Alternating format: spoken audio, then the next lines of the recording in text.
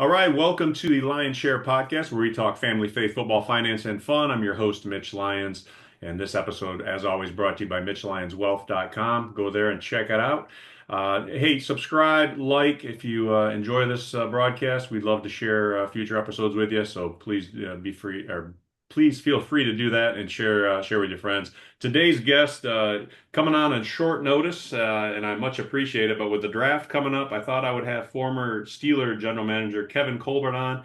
Kevin, welcome to the show. Thanks, Mitch. Appreciate you asking me to come on, even though you Wow. probably ran out of guests and you just said, hey, maybe Kevin will do it. No, no, I know we've talked about it. Your last year with the Steelers was the 22 draft, and you've been working with the Steelers Lend a Hand organization or program, which is built to help ex-players and whatnot. So I've gotten plugged into that. It's been good to reconnect with you. Our paths kind of intersected somewhat or crossed over each other. I was leaving Pittsburgh in '99 as you were coming in to replace Tom Donahoe.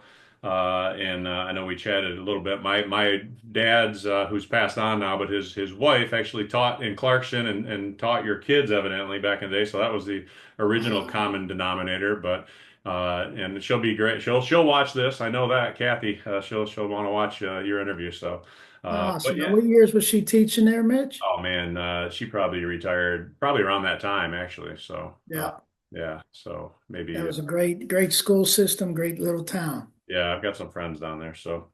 Well, listen, hey, we're coming up on the draft. Obviously, you've had a great career in the NFL. Although I did just see before we jump into your NFL history, I did see when I Wikipedia'd you, you're taking on some sort of role with Colorado State. Well, you know what? I mean, once I stepped away from the GM position, like you mentioned, we still work with the team. The only part I do with the team right now is our Lend a Hand program. Yeah, As you mentioned, it's a program to try to help our alums transition into life after. But then Oliver Luck and myself are doing some consulting with a few colleges. We have Colorado State and we have Vanderbilt. I got you. And they're, as colleges enter this new era of NIL, they have a salary cap that Yeah, if this is approved, I think it's April 7th is the date for the final um, for Judge Wilkins to sign it into law. But anyway, we try to help the schools navigate through these new rules and yeah. salary cap and revenue sharing and NIL, and it's a whole new world. So I ventured into that a little bit. It's crazy and yeah, I mean it's pro football, right? I mean it's pro. I always say it's pro football, but it's almost worse than pro football from the standpoint of player movement because they're only on 1 year deals. It, Everybody every year can. I think Michigan State had like 60 new players on their roster last year with a coaching. yeah, and I mean, listen, I'm all for the players getting paid. I think it's long overdue, but I also think they need some rules that'll make it sustainable. It's not a sustainable Yeah. program right now, in my opinion. Well, Um, I mean, so hopefully, there's a point in time where there's more sustainable rules so that the players, the student athletes can continue to benefit yeah. as they should. Well, I mean, it's and the grass is always greener, right? I'm all for capitalism and players getting a piece of the pie, but yeah, it just seems. I mean, even this last weekend, as the every round ends in the March Madness in college basketball, right? It's like, bam, you went from having a kid crying in Michigan State's locker room to the next day, and now he's your team captain. The next day, he's hitting the transfer portal. It's But just that's the thing, it gives you some crazy. hope.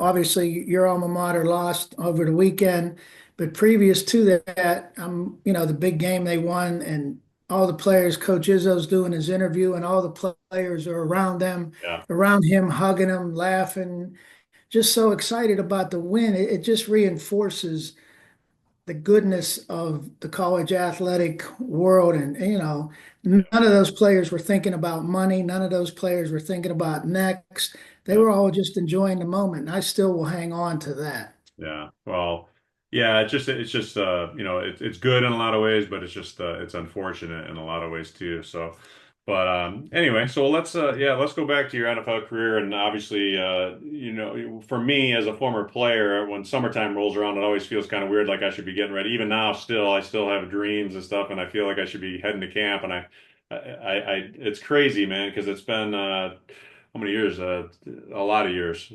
99. So what is that? 26 years ago now. And I still have dreams with Coach Cowher is out there on the field with me and, pushing me to do something or other. And then I wake up and I'm like, oh, okay. Do you still get kind of those pangs as you're prepping for the draft process? I mean, Or you the think draft about, community? and I think about, what Coach Tomlin and Omar and his staff are going through at this point in time. And you remember, and, like I said, when I stepped away, I stepped completely away from their football side of things, only so as to not interfere. Now, do I still talk to them periodically? Sure. And that type of thing is fine, but you miss parts of it. You don't miss all of it, honestly. The 24/7 um, having to be on call for the good of the team, that gets a little bit overwhelming. Travel, when I stepped away, travel for COVID was tough on everybody. But it became time where we had to step away. What I do miss is, like I was talking about with Coach Izzo and the Michigan State basketball, you miss that camaraderie. You miss that game day, that locker room, the goods, the highs, the lows, the preparation. And like you said, you wake up in a cold sweat thinking, "Oh, I'm not ready for practice. What am I going to do?" And then all of a sudden, Coach Cowher's not in your ear anymore. Yeah. So I think you miss a lot of it. But again, I'm okay with when we stepped away. Like I'm sure there's a lot of Monday mornings when you wake up and say, "Dang, I'm okay today. I Yeah, can I get always say out of that. bed." I miss Sundays. I don't miss Mondays. So, but yeah, the other recurring dream I always have, it goes back to Michigan State, and I've had this one for years, and it never stops. I'm circling. I can hear the crowd. I'm driving around the stadium. I can't get to the stadium, and I know the game's starting, and I know Coach Perlis is going to tear me a new one, and I can't get to Spartan Stadium. Ain't that something? I mean, and it seems like those, I'll have reoccurring dreams too, where it always does kind of tie into movement and trying to get somewhere and you can't. Yeah, I'm not a dream analyst, but I just think that's you worrying about not being prepared for whatever's next, just because that's how you probably behaved when you were a player. yeah, right. Well, let's go back. I mean, you're a Pittsburgh kid, born and raised. You were in the Detroit Lions organization for what, 9 years, 10 years? And we were up there for 10 years. 10 Yep. years. So you had your me being a Michigander, obviously there are a lot of Lions fans around here, but take us back to that time with respect to kind of the mostly I think probably mostly Wayne Fonts for the most part, right? Or Bobby Ross, I guess. Yeah, I was with Coach Fonts for 7 years and with Bobby, Coach Yeah, Ross. I'm sorry, with Coach Fonts for 7 years and Coach yeah, Ross for three. And it was great. It really was. I mean, we had, and of course I'm prejudiced, but being around the a greatest running back of all time, Barry Sanders was unique. And, Barry's one of the greatest people of all time, too. I'm so happy he's back with the organization. And you look back and, we were a playoff team, a non-playoff, playoff, non. We never hit a level of consistency. And that was frustrating, yeah, especially when you go back. I remember seeing Barry a few years ago at a golf outing. And this is after we had won a Super Bowl in Pittsburgh. And I just said, Barry, I just want to apologize that we never got that done for you in Detroit because you, as a Hall of Fame player, you deserve that. And we never got that done. And that kind of hangs. It's like that bad dream. yeah. We didn't get it done. And Well, that's a bad dream every Lions fan still has, Kevin. oh yeah. And hey, they're making great strides, and They I are. I hope they get it because once you do, I mean, there's nothing else that can compare. Nothing else measures up. You got to meet it year in and year out then. Well, let's jump right into that because that's another thing I wanted to talk to you about. I mean, so obviously, I look at that 90s. That's when I was playing, but the Lions were pretty competitive. Obviously, making the playoffs every other year. I said, which for the Lions' history was pretty good, but like you said, not consistent enough to get to a Super Bowl. But you know. obviously they went through some really hard times, during the Matt Millen era. God bless his soul, but they had some dark times during the 2000s, and Calvin Johnson kind of fell into the same thing Barry did there. He just never got to the big dance, but. They seem to not seem. They have obviously turned it around with the Brad Holmes and Dan Campbell combo. Looking at it from the outside, from another, with your perspective, I guess, what do you think is the key? What's the main thing, if you can put your finger on one thing that they brought to the organization that was lacking for, the 10 years prior? I don't know Coach Campbell. I know Brad just from being in the personnel world, but it seems like they have a cohesiveness that it's mandatory in any successful organization. If your top people aren't working in concert, you don't have a chance. No matter if it's pro football, basketball, college athletics, the financial world. You know that you all have to be on the same page, and it really seems like they're all pulling in the same direction. And sooner or later, they're going to break that wall down. When I got to Pittsburgh, um, we had a couple setbacks where we lost some AFC championship games. And then once you got past that hurdle, um, it was like, oh, okay, we should have did this a while ago, but it took a little bit more. But once you do, you realize that the things you were doing must have been correct. And I think Coach Campbell and Brad, they seem to be pulling in that common direction. And of course, the Ford family, everybody's in concert. So I think they have a great chance. Yeah, and I think you can see it from watching Hard Knocks. I don't know if you watched that at all when the Lions were on a couple years ago, but kind of see behind the scenes a little bit, right? And I mean, the thing that stands out to me is Campbell. I mean, he's just genuine, he's authentic, right? And that's what I always say about Coach Cowher. I mean, he'd tell you where you stood, man. You might not like to hear it, but you're gonna know right where you stand. Let's just be up front with it and lay it out there. And I remember Coach would always say at the end of camp, "Okay, hey."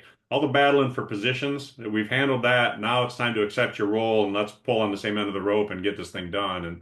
And I think that's what I see happening with the Lions. The thing that concerns you as a fan is how hard it is to get to, they got to the NFC Championship 2 years ago, have a 17-point lead and lose that game. And then last year they have a fantastic season and just happen to have their worst game of the year at the wrong time, right? And it's not a guarantee you get back there. I mean, you might keep making that step, like you said, but man, it's hard to win against 31 other teams all trying to do the same thing. No, it's very hard. And, my second year with the Lions, we got to that NFC championship game and we played Washington, then the Redskins, and we got beat. And Yeah, when you're that close and you don't get there, you're just like, wow, we'll never get back. And then another year, a few years down the road, we're playing Green Bay for the right to play in the NFC Championship game. Looks like we got them beat, and Brett Favre kind of turned into Brett Favre and flushed out to his left and threw the ball all the way back across to the right, and they beat us. And then I you remember realize it's how painful. hard it is to get there. And then when I get to Pittsburgh, I mean, we lose to New England twice at home in those games. But I always tell people that last time when New England beat us at home, if they don't, we probably don't win the Super Bowl the next year because it was fresh in our memory. And we hit a low point that year where we lost 3 games in a row. And Coach Cowher challenged the team. He said, your coaching staff, we're not going to evaluate. You evaluate yourselves and you tell us what you have to do. And of course, the team met that challenge. We won the remainder of the regular season and became the first 6 seed to win the Super Yeah, Bowl. But again, those setbacks, if you don't learn and grow from those setbacks, you won't experience it. But I'm pretty sure that sooner or later, those setbacks are going to kick in at that central moment when they need that little push to get them over that top. yeah. And that's what I love about football, man. It's a microcosm of life, right? I mean, you can take all the principles and apply them to any organization, any company. It's about cohesiveness, like you said, and everybody working for the same goal and being selfless about it. And if it's not happening, it's not happening because Yep, it's too much fragmentation in the moment, in the heat of the moment when it matters most. If we're playing selfishly or whatnot, it just doesn't work. And NFL is high performance is Frank Gans, who was special team coach in Atlanta. He always said this is a high performance industry, and you got to be at your highest at the right time. So, that's uh, right. The great Coach Grants. Oh man, he was amazing. Yeah. So I was fortunate to have him for 3 years in Atlanta. And I've got notebooks still from him, as does every player that ever played with him. Because the thing about him, oh, you had him, and yeah, he was with you in the 90s in Oh Lyons. yeah. Yeah, but he wasn't coming to Atlanta unless June Jones gave him a 1 hour meeting every day. That was his prerequisite. So he got a 1 hour special teams meeting every day, which started with a history lesson, as you probably know. I mean, some quote up on the board, and he'd wax on poetically. He was a great orator, and it was a fun to hear those stories. And I repeat them to my kids and and other kids I mentor to this day. So You still hear come to balance when they're covering the kickoff. yeah, that's right. Yep, yep. Yeah, a lot of sayings. Uh, yeah, so you go, like I said, you're a Pittsburgh kid. You go back to take a big role, obviously, with the Steelers. I mean, that had to be pretty cool for you growing up, I'm sure, as a Steeler fan, right? It was. I mean, we were very happy in Detroit. Again, we were continuing to pursue things. And, we had some goods. Like I said, we had some not so goods, but we were very happy. And when the opportunity presented itself in Pittsburgh, I was very fortunate to get a look and to get the position. But it was hard to leave Detroit, quite honestly. When we left Pittsburgh, when I was working for the Dolphins as an area scout, it was hard to go to Detroit. But then when the kids kind of grew there, it was hard to pull them. Yeah. But obviously, coming back to Pittsburgh with the Rooney family, with Coach Cowher at that point, it was special. And it became more special when we were able to have some success. So, very blessed to have those opportunities. As you know, the Rooney family is unique. And to be able to work with them, for the 22 years I was there, it was very, very fortunate for Yeah, us. they are awesome, and it's a great family, great organization. Uh, Obviously consistency. I mean, they haven't had a losing season, and Lord knows when. Chuck Noll's first year, I think, probably, right? Uh, I think. Unfortunately, unfortunately and fortunately, we had one in '03. That's how we ended up being able to draft Ben Roethlisberger. Oh, Um, I'm not Fortunately, sure how I that forgot year, that. I was thinking they hadn't had a losing season since forever. But no, and that was the only I one. was gonna say, oh wow, you had one. Sorry, man. Yeah, it's all right. But But anyway, it kind of hit at the right time because there was three Hall of Fame quarterbacks, Eli Manning and Philip Rivers and yeah. then Ben, and we were fortunate enough to get Ben at number 11 that year, and we had no confidence that that was going to happen. We were very, very fortunate that a Hall of Fame quarterback made it down that far on the road. That worked out all right. And as you mentioned earlier, the '05 season, won the Super Bowl over the Seahawks. You went on to win one of probably the most crazy finishes ever with the Santonio Holmes catch in 2008 over the Cardinals, which was unbelievable. And then you took one on the chin in 2010 season against the Packers, where Aaron Rodgers, who I won't ask you for any insight here on what's happening with Aaron Rodgers and the Steelers because everyone's talking about it. But as you look at that, do the wins, as you look back at it, do the wins make you happier, or the loss, the time you got there and lost, does that kind of eat at you even more than the wins feel good? The losses certainly.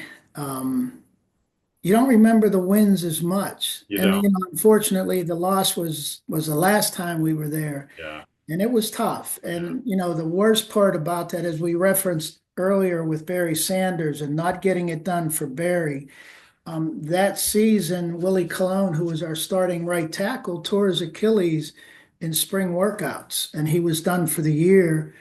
And that time when something happens like that, you always look for a available veteran. And your old Michigan State Spartan was available. Flozell Adams had, stepped away from the Cowboys and was available. And Big Flo was our starting right tackle that whole year. And you knew this was his one and done type of year. And he gave us everything he had. And he helped us get to that Super Bowl. But I'll never ever forget that sick feeling of seeing Flozell sitting in the visitors' locker room at Dallas Stadium where he played for Yeah. years, and us not getting the job done for Flo. I Yeah. mean, just seeing him sitting there, knowing that his career was over and he was that close.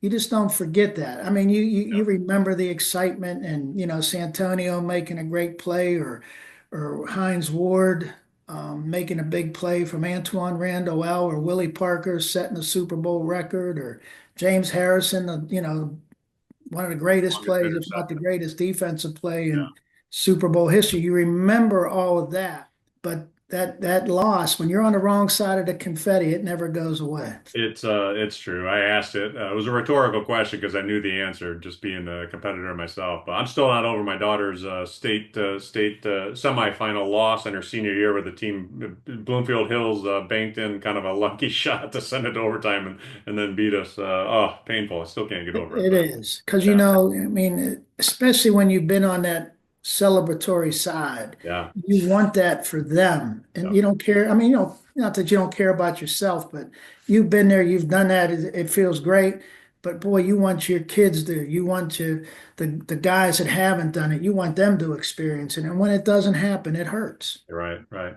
Well, let's go back to just the draft in general. Obviously you dealt with a lot of mo over your career. Uh, when you're looking at it, a lot of people, they like watching the combine and all that, and looks like Tarzan, plays like Jane comes to mind sometimes with some of these guys, right? They all combine team, that kind of thing. How much importance do you put on the phys? I mean, obviously you want a kid with quick twitch and that can run fast and all that, but how, as you're looking at that, how much of the unmeasurables come into play, would you say, in terms of the physical attributes? It's so much more important. We always talk about game tape and game play. Yeah, Because all the measurables aside, all the testing aside, it's how you play the game. And, that's why the scouts spend hours upon hours and days and weeks. And sometimes we're following a player for 2 years just to make sure we understand him as a player. But more importantly, and I used to tell guys this all the time, when we would go to a game and scout a game, I'd tell them, I'm not watching. I don't care what happens on the field because I'm going to watch that video 2,900 times between now and the draft. But I want to see what happens when you make a big play. I want to see what happens when you get pulled, when your coach is making a correction. How do you behave on the sideline? yeah, Helping a teammate, or does a teammate try to help you? And that is so much more important. The combine is great for verifying what you believe you saw on the video. The interviews are paramount because those players you've been watching for 1 or 2 years, you finally get to talk to the person under the helmet, and that's so much more important. It really is because, and again, I'm not anti-analytic, but I'm old enough to um, have learned that I need to learn more about analytics and appreciate it, but I will always live by it's how you play the game. yeah. And you know this, you've been in critical um, decision-making seconds where you don't have time to think about the probability. You just got to react. And it's so important that the mental makeup, the football makeup, the personal character, that goes, that has to be, because if you don't have good personal character, you're not going to have a career, or you're not going to have an extended successful career. Yeah, and same thing again, true in any industry, right? I mean, as I'm trying to add to my team, and I'm looking for the same thing. Who's a go-getter? Who's going to want? It's not always going to be rosy. What are you going to do when things aren't going that great? And it's time to get back on the horse and Oh get after. yeah. Hey, deal falls through. Get on that phone, and let's make another connection because the world doesn't stop because you lost one. So No, and everybody's going to lose. If you're in athletics, you're going to lose. If you're a baseball player, you're going to lose more than you win yeah, when you're batting. And you know this. And when you don't make that deal, you only lose if you don't learn from it.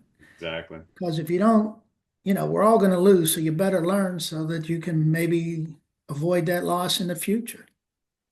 I just saw a great speech by Roger Federer. I think he was speaking at a college graduation or something. He was speaking about the fact I think he only won like it was low 50s, like 54% of the points in his career. right? He only won 54%. You think he only must have been average then, huh? Far from it, right?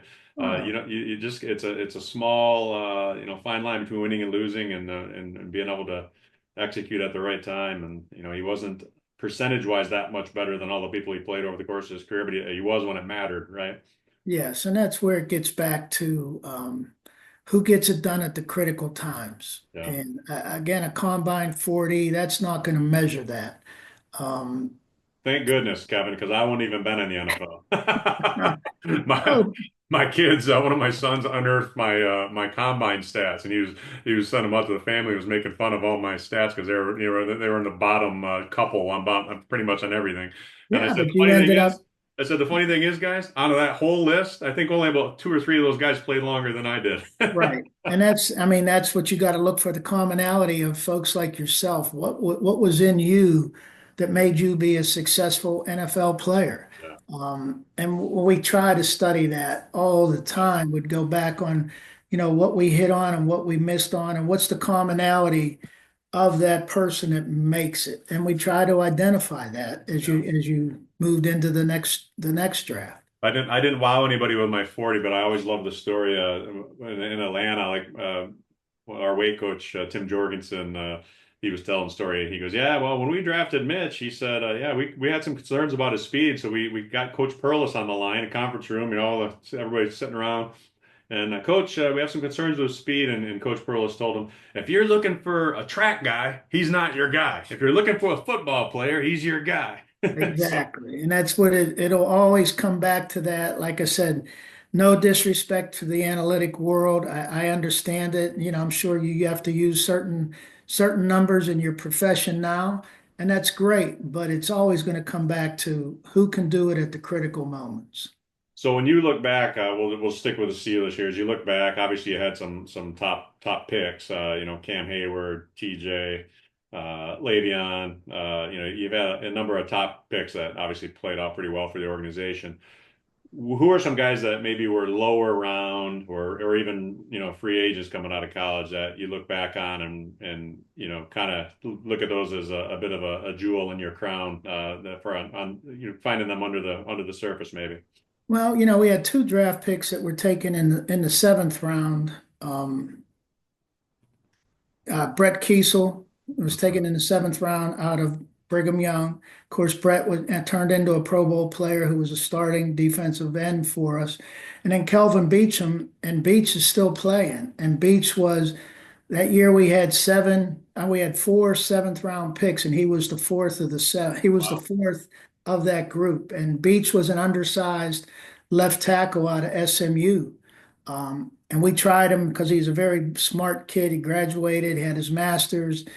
We tried him at center. It didn't work, figuring he's a smart guy, tough guy. Put him at guard because he was more guard size. It didn't work.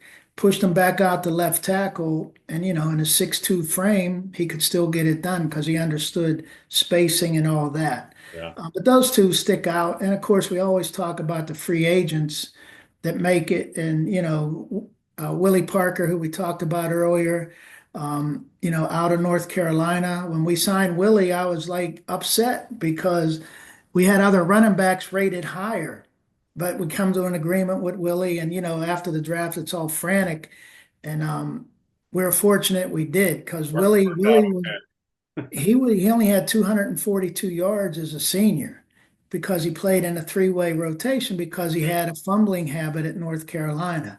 Well, Coach Hoke helped him overcome that with us, and of course, Willie still has the longest run in Super Bowl history. And then James, we cut James four times, Yeah. and it That took he's an amazing James story. a while to, he was making a conversion from defensive end that he was at Kent State to an outside linebacker, which isn't easy. And James didn't have the prototypical outside backer build. James is 6 foot, 245, Yeah. and he made himself into a great player. And the scouts would kind of pat themselves on the back when a free agent would make it. And I said, hey guys, if we should have known they were that good. We should have been taking him higher.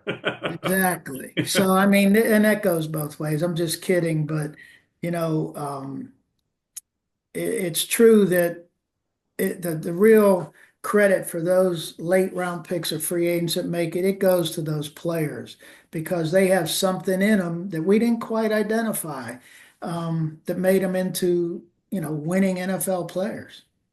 Well, and I think part of it boils into it is the fact that they weren't drafted, right? Or were taken later than maybe they felt like they should have been. And then they Yep, kind of have that chip on their shoulder, right? And if they're built the right way, they're going to use that to their advantage and make it, make it a positive. So, no well, doubt. that's awesome, man. I appreciate you coming on and talking about it. You had a tremendous career, two Super Bowls to your credit. Not a lot of humans walking on Earth have two Super Bowl rings. So, and it's a great organization, and you certainly added to that during your tenure.